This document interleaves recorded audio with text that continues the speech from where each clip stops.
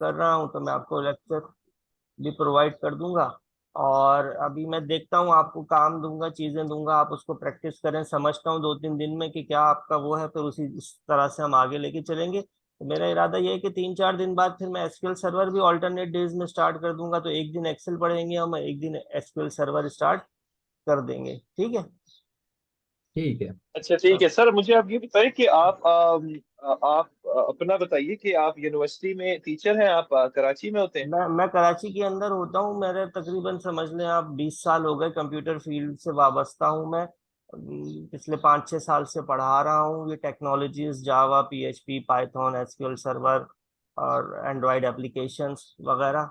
और डेवलपमेंट का भी मेरा एक्सपीरियंस है, सॉफ्टवेयर हाउस वगैरह भी रन करता रहा हूँ, प्राइवेटली भी फ्रीलांसिंग भी करता हूँ।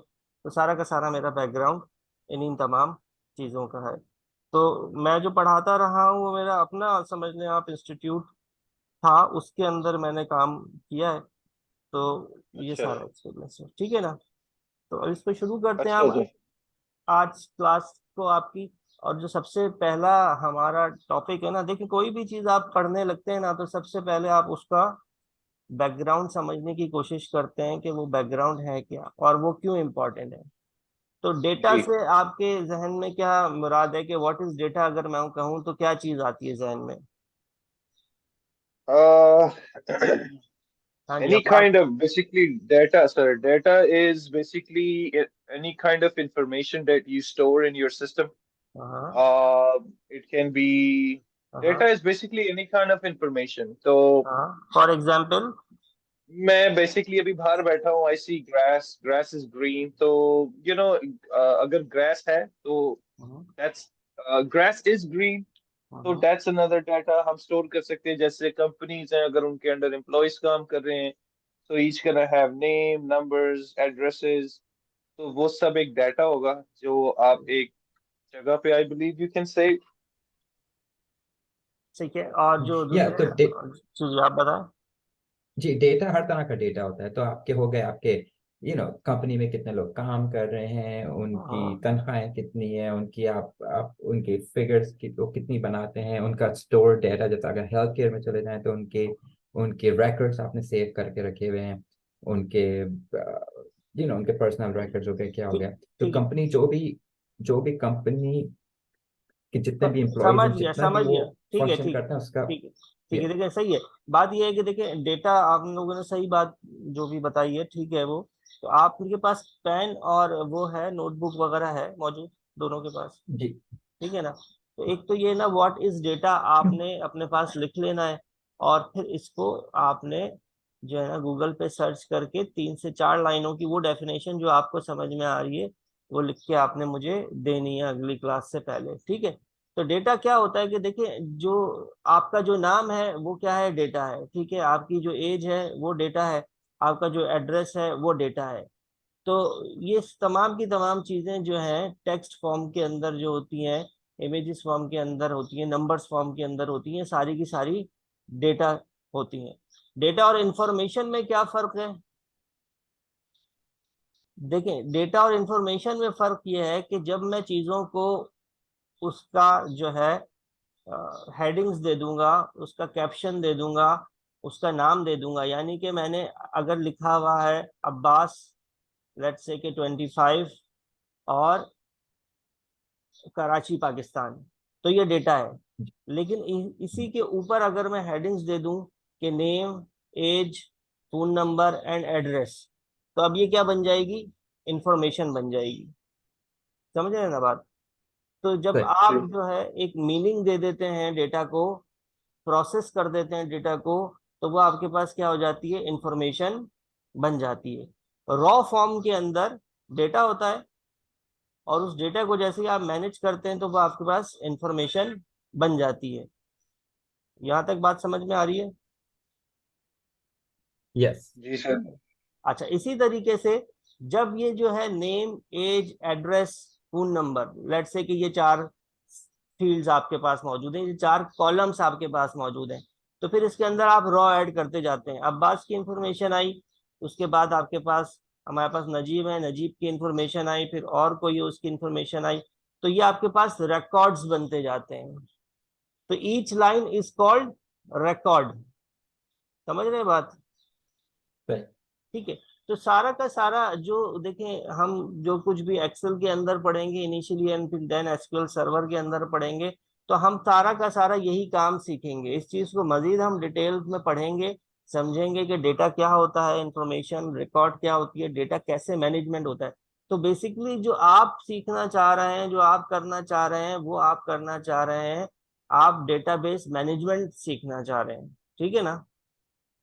क्या सीखना चाह रहे हैं ये लिख लीजिए, आपके पास पेन है मौजूद और कोई नोटबुक मौजूद है, तो आप बेसिकली डेटाबेस मैनेजमेंट सीखना चाह रहे हैं। तो डेटा सारा का सारा स्टोर होगा डेटाबेस के अंदर और उसकी मैनेजमेंट आपको आ जाएगी, तो आपको डेटाबेस मैनेज करना आ जाएगा। नोट डाउन सही। कर तो रहे हैं आप लोग? मैनेजमेंट फिर अधिक भाई, फिर मैनेजमेंट जो होगी, मैनेजमेंट यही होगी डेटा की, क्या आप मैं क्लीन बत, करेंगे मैं बताता हूँ डेटा आपको को? डेटा की मैनेजमेंट ओके। क्या है। डेटा की मैनेजमेंट है add, update, delete, retrieve data. क्या है? ऐड, लिख लीजिए ऐड, ये, अपडेट। Update, delete, retrieve. ये तमाम चीजें जो अब आप करना सीखेंगे, तो ये आप समझ लें कि डेटाबेस मैनेजमेंट सीखेंगे। अब ये तमाम सही। चीजें करने के लिए आप लिख लीजिए इसके बाद कि आपको you need to understand how to use queries. ठीक है हम्म। ना? यू आपको क्यूरी लिखना आना चाहिए। जी। सही है ना? तो आपको जब क्यूरीज क्रिएट करना आ जाएंगी, तो आप डेटा के ऊपर मैनिपुलेशन कर सकेंगे। क्या कर सही। सकेंगे?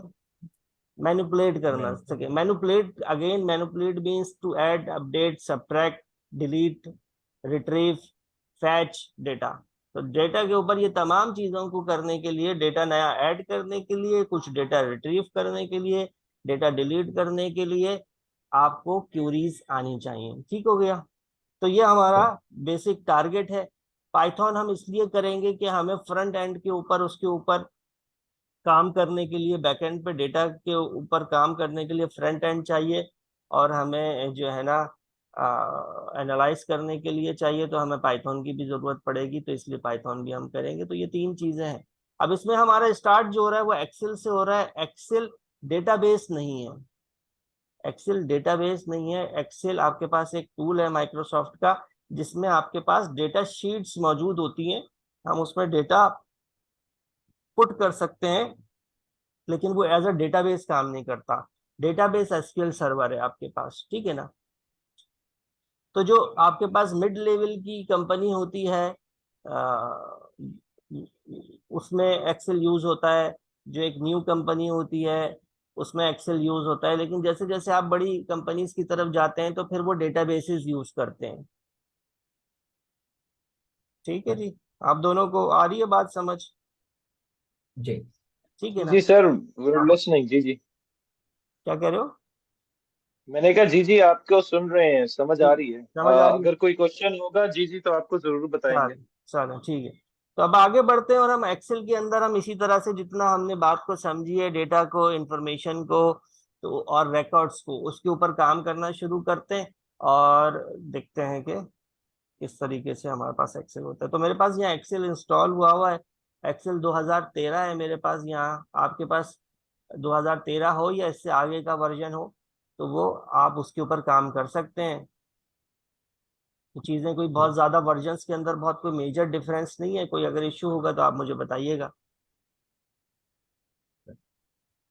ठीक है जी? तो एक्सेल हमारे पास माइक्रोसॉफ्ट में तीन चीजें हैं, और जरूरत पड़ेगी तो मैं एक दो क्लासेस वर्ड की भी ले लूंगा। नहीं तो अगर आपको एक्सेल के अंदर ही आपको समझ में आ रही है सारी चीजें तो काफी है, नहीं तो वर्ड भी हम कवर कर सकते हैं एक दो क्लासेस के अंदर। तो एक्सेल और वर्ड देखें, माइक्रोसॉफ्ट सूट के अंदर, माइक्रोसॉफ्ट का जो पूरा एक प्रोग्राम है उसके अंदर Word, Excel and PowerPoint, ये तीन मेजर टूल्स हैं जो आपको आने चाहिए कहीं पर भी जॉब करने के लिए। ठीक है ना? तो इसलिए वर्ड के ऊपर भी मेरा ख्याल है कि एक दो क्लासेस हमें लेनी पड़ेंगी। एक्सेल से शुरू कर लेते हैं। तो वर्ड इसलिए आना चाहिए कि आपको डॉक्यूमेंटेशन के लिए वर्ड लाजमी आना चाहिए। आपको लेटर लिखना है, एप्लीकेशन लिखनी है, आपको एनवेलप बनाना है, इस तरह की तमाम चीजें, आपको कोई सर्टिफिकेट डिजाइन करना है, तो इस तरह की तमाम चीजें आपके पास वर्ड में आसानी से हो जाती हैं। अब एक्सेल का यूज क्या है? एक्सेल का यूज आपको यहाँ पे शीट नजर आ रही है, और आप, अब्बास ने तो बताया कि उन्होंने थोड़ा यूज भी किया है। तो क्या है कि जी आपके सर। पास, हाँ, तो क्या है, आपके पास रॉज एंड कॉलम्स मौजूद हैं। तो जब कभी भी आपको टेबुलर टाइप का डेटा देना होता है, रॉज एंड कॉलम्स में डेटा देना होता है, तो यू नीड एक्सेल। तो इसमें आप एक्सेल के अंदर काम कर सकते हैं, और एक्सेल बहुत ही कोई शानदार किस्म का माइक्रोसॉफ्ट की प्रोडक्ट है। तो इसमें बहुत सारी चीजें बहुत आसानी के साथ हो जाती हैं। आप इसके अंदर कॉम्प्लेक्स पूरा एक सिस्टम डिजाइन कर सकते हैं। तो इसलिए ये बहुत ही कोई काम की चीज है, ये आपको अच्छे से आ जाती है तो फिर आगे आपके लिए इसमें काम करना आसान हो जाता है। तो ये आपके पास पूरा का पूरा वर्क फ्लो आ रहा है। एक्सेल के अंदर बेसिकली एक वर्कबुक है जो मैंने ओपन की हुई है, ये एक वर्कबुक है। और इस वर्कबुक के अंदर यहाँ नीचे आप देखें तो शीट 1 आ रहा है, आप इसके अंदर मजीद शीट्स ओपन कर सकते हैं, ठीक है ना। तो ये पूरी शीट है, और ऑलरेडी इन्होंने इसको रॉज एंड कॉलम्स में डिवाइड किया हुआ है। तो कॉलम हमारे पास जो है वो रिप्रेजेंट हो रहे हैं ABCD से, ठीक है, एंड सो ऑन आगे तक जा रहे हैं। और इसी तरीके से हमारे पास जो रॉज हैं वो 1 2 3 से हमारे पास यहाँ पे इस तरह से मेंशन हो रही है। अगर आपको देखना है तो आपकी कितनी रॉज और कितनी कॉलम्स यहाँ पे मौजूद हैं, तो आप यहाँ पे लेफ्ट के ऊपर क्लिक करके रखें। तो ये जरा मुझे पढ़ के बताइएगा क्या लिखा हुआ है बस।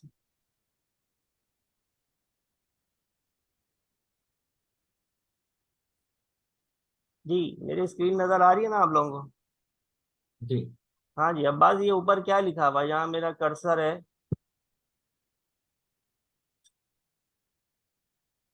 यहाँ पे ये।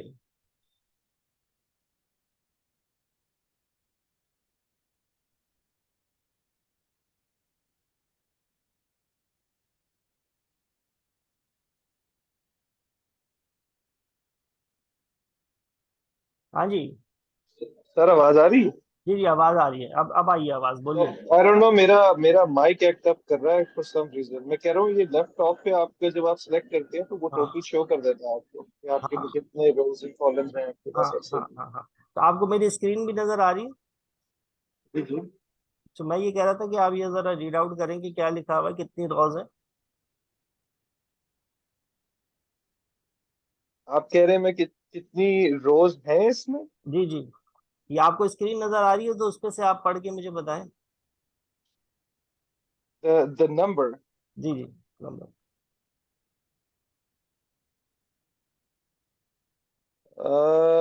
दैट ओके, तो वो आप मैं आपको नंबर रीड आउट कर दूं। It's G one G zero G four G, eight five seven six rows हैं ठीक है। और कॉलम्स है 16384। ठीक है जी। तो ये नजीब आपको भी नजर आ रहे हैं number of rows and columns?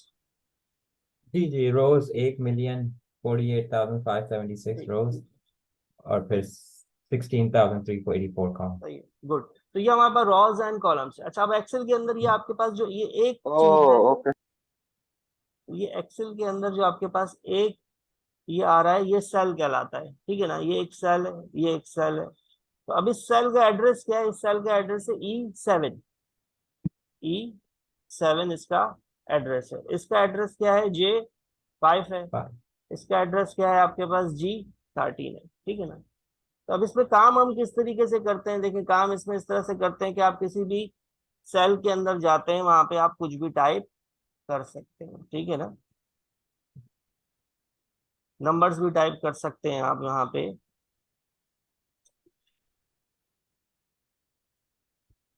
ठीक है। तो अब क्या है कि देखिए, जैसे ही कोई सेल आपके पास सिलेक्ट होता है, तो इस सेल के अंदर अगर सिलेक्ट हुआ हुआ है और उसके ऊपर आप जाके कुछ और लिख इधर जाके कुछ और लिखेंगे, तो वो उसके ऊपर क्या कर देगा? ओवरराइट कर देगा, ठीक है ना। तो आपको अगर इस सेल को एडिट करना है तो इसके लिए आपके पास दो ऑप्शन है। या तो आप इस पे डबल क्लिक करें, या फिर आप F2 प्रेस करें, ठीक है ना। तो फिर ये आपको इस पे क्या करना देगा? एडिट करने देगा। ठीक है जी, बात समझ में आ रही है नजीब एंड अब्बास? जी जी। जी ठीक है ना। तो ये उसमें आपको एडिट करने देगा। इसी तरीके से आपके पास यहाँ पे इधर से आप पूरे कॉलम की विड्थ को चेंज कर सकते हैं, और यहाँ से आप रॉ की हाइट को चेंज कर सकते हैं, ठीक है ना। तो मैं यहाँ पे चीजें कुछ लिखता जा रहा हूँ जो हमने करी हैं, ताकि आप row height, column width, edit cell, ठीक है ना। तो ये आपने खुद भी परफॉर्म करना है। कंट्रोल एस करके इसको मैं सेव कर लेता हूँ, और मेरे पास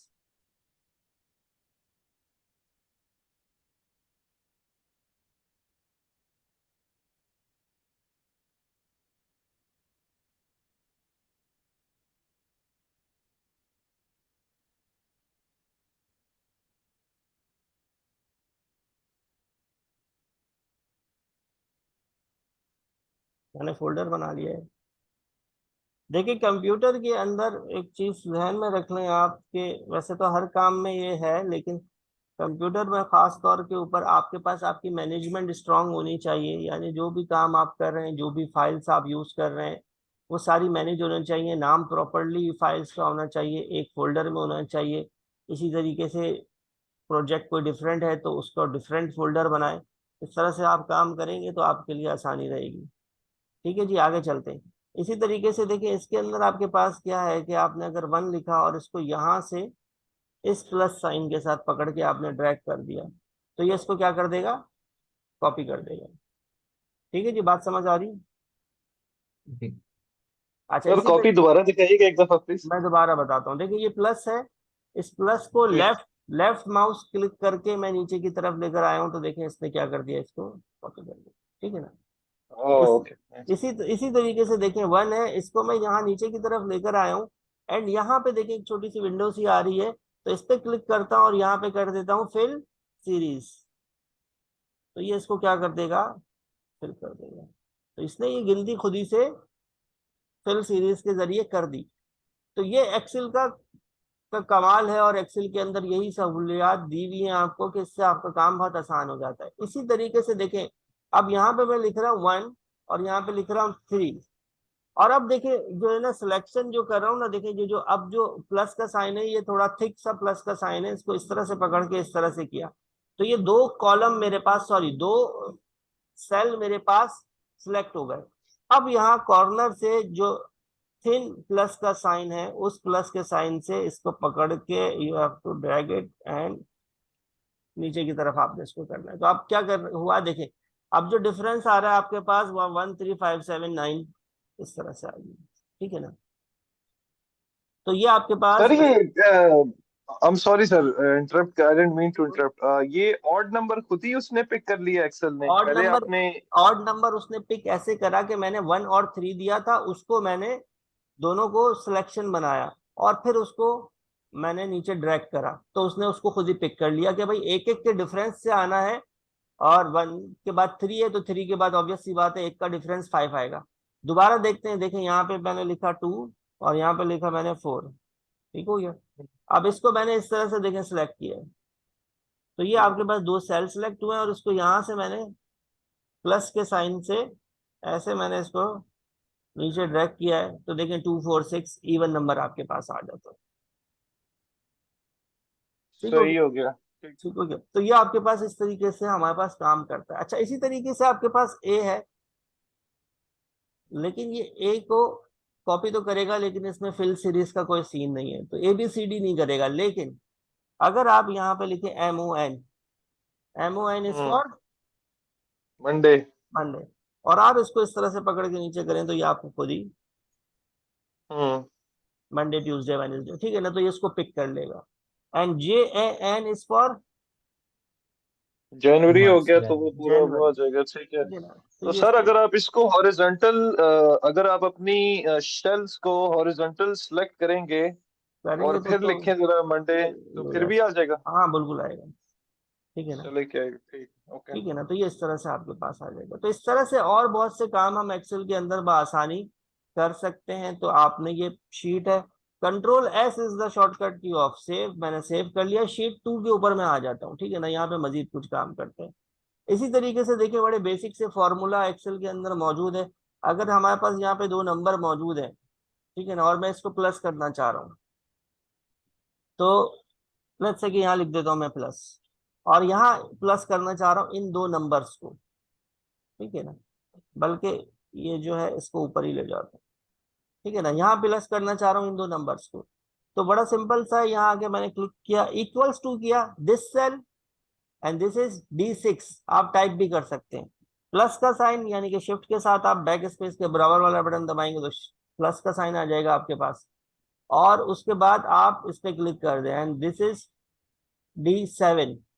तो ये आपके पास D6 एंड D7 प्लस का साइन आपने लगा दिया, एंटर आप करते हैं तो ये क्या हो गया, प्लस। ठीक हो गया।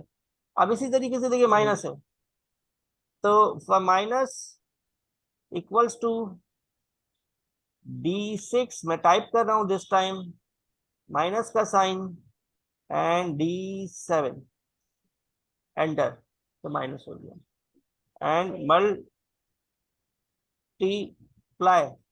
तो इसके लिए इक्वल्स टू D6, मल्टीप्लाई के लिए एस्टेरिक यूज होता है एंड एस्टेरिक को करने के लिए you have to press shift and then along with shift 8, D6 and D7, enter, multiply.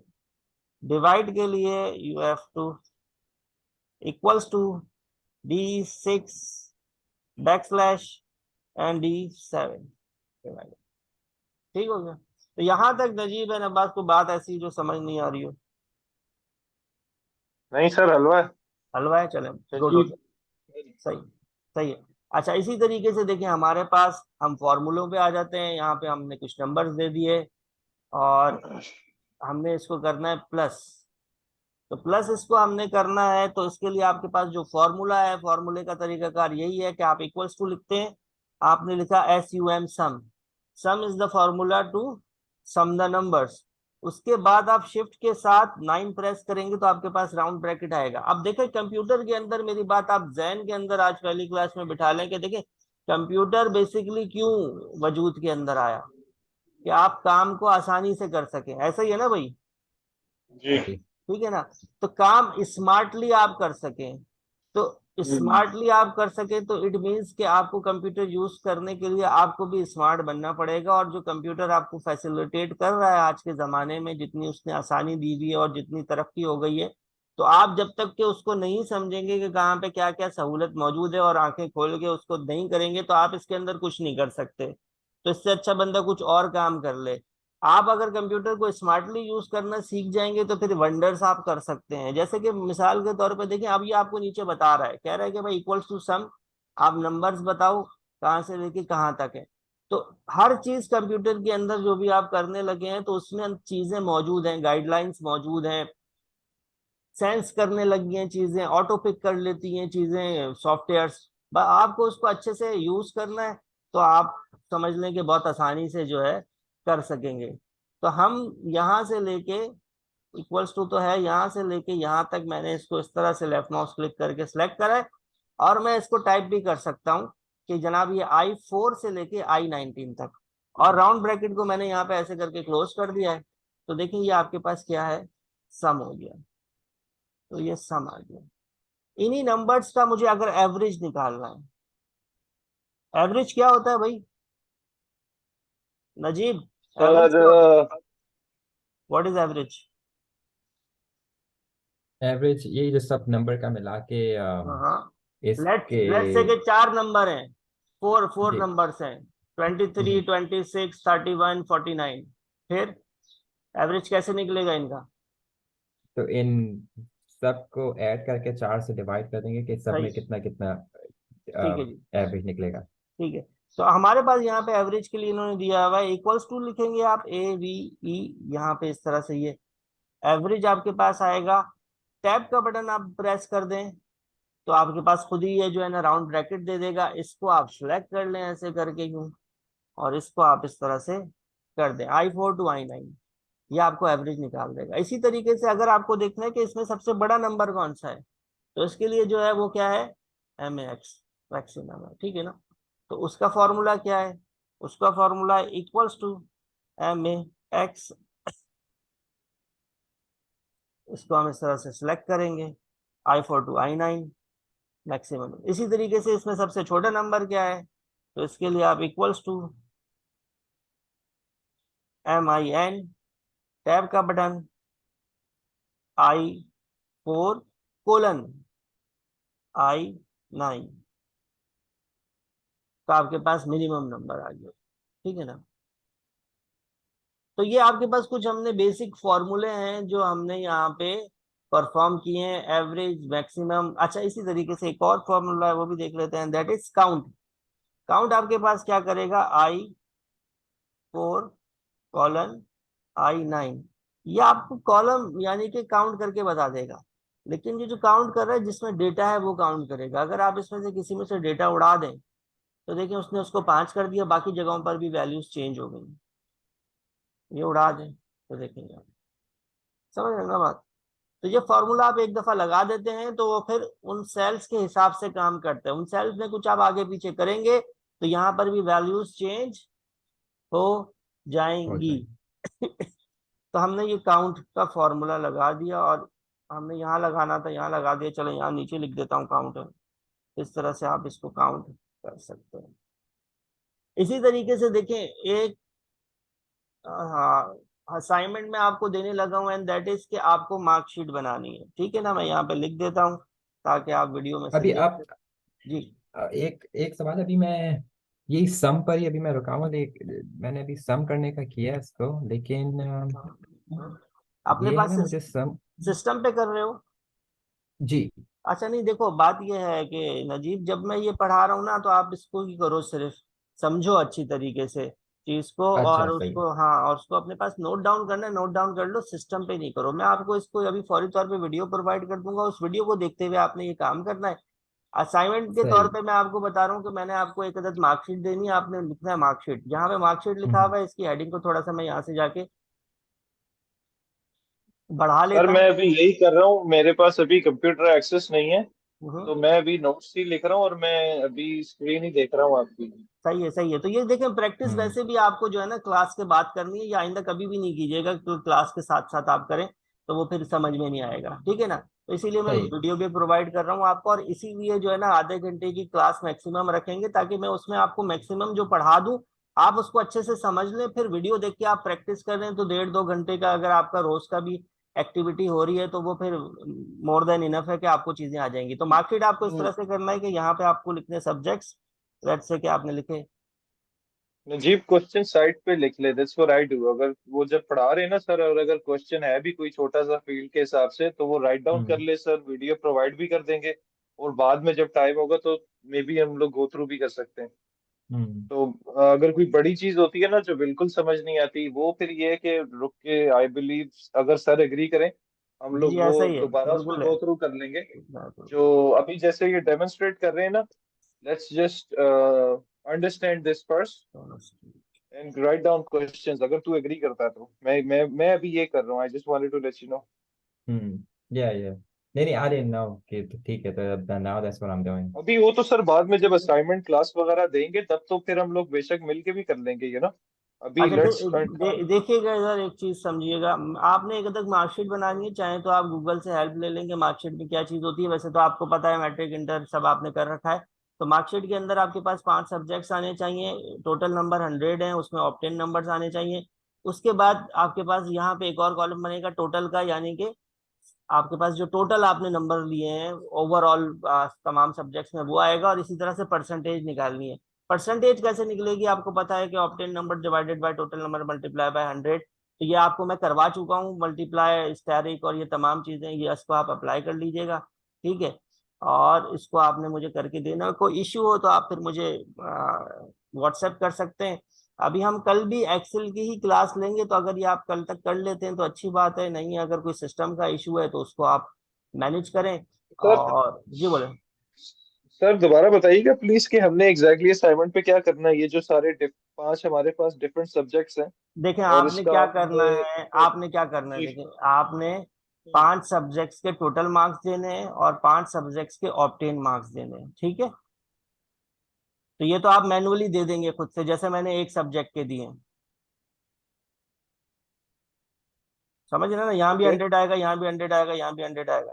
यहाँ समझ ऑप्टेन हो गया। आएंगे 85, 90, 87, 75, 69 जो भी है। फिर आपके पास यहाँ पे एक कॉलम बनेगा टोटल, तो यहाँ पे आ जाएगा 500।